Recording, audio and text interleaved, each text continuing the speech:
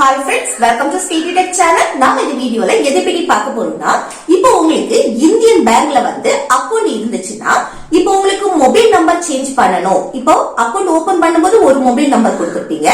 இப்போ வேற நம்பர் வந்து உங்களுக்கு சேஞ்ச் பண்ணனும், இல்ல அட்ரஸ் சேஞ்ச் பண்ணனும் அப்படினா அது எப்படி சேஞ்ச் பண்றது? அத பத்தி தான் நம்ம இந்த வீடியோல பார்க்க போறோம். ஓகே फ्रेंड्स, வீடியோக்குள்ள போறதுக்கு முன்னாடி நம்ம சேனலை ஃபர்ஸ்ட் டைம் பாக்குறீங்கன்னா சப்ஸ்கிரைப் பண்ணுங்க. கூடவே ஒரு பெல் ஐகான் இருக்கும், அதையும் கிளிக் செய்து ஆல் ஆப்ஷனையும் எனேபிள் பண்ணுங்க. ஓகே, இந்த வீடியோக்குள்ள போகலாம்.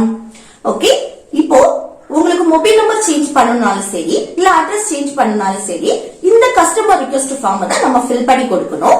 அது எப்படி ஃபில் பண்றதுன்னு பார்க்கலாம். இதுல ஃபர்ஸ்ட் வந்து டேட் பாருங்க, டேட் எழுதிக்கோங்க. அடுத்து பிரான்ச் நேம், இது வந்து பிரான்ச் நேம் ஆல்ரெடி அதுலயே இருக்கும். அதுக்கப்புறம் நேம், உங்க நேம் என்டர் பண்ணுங்க. அடுத்து அக்கவுண்ட் நம்பர், இது வந்து தப்பு இல்லாம உங்க அக்கவுண்ட் நம்பரை என்டர் பண்ணிக்கோங்க.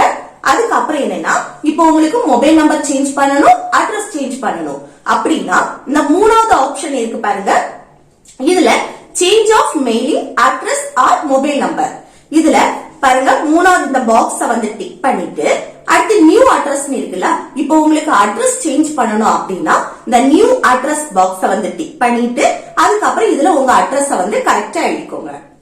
இல்ல உங்களுக்கு மொபைல் நம்பர் மட்டும் தான் சேஞ்ச் பண்ணனும் அப்படின்னா இல்ல கீழே பாருங்க நியூ மொபைல் நம்பர்னு பாக்ஸ் இருக்கா, அதை டிக் பண்ணிட்டு இந்த புதிய மொபைல் நம்பர், இப்போ நீங்க சேஞ்ச் பண்றீங்கன்னா இந்த புதிய மொபைல் நம்பரை இதுல எழுதுங்க.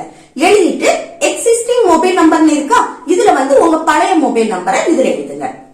இப்போ உங்களுக்கு ரெண்டுமே சேஞ்ச் பண்ணனும்னா இந்த ரெண்டு பாக்ஸையும் டிக் பண்ணிட்டு உங்க டீடைல்ஸ் கொடுத்துக்கோங்க. ஓகே, அடுத்து நெக்ஸ்ட் பேஜ் பாருங்க.